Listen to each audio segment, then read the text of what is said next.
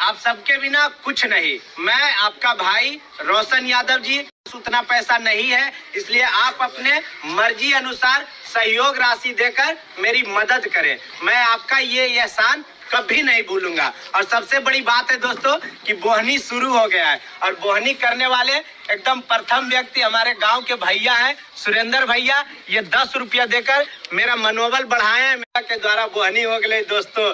तो गड़ी की करो कि QR कोड के वीडियो स्टॉप कर लो ने और स्क्रीनशॉट मार के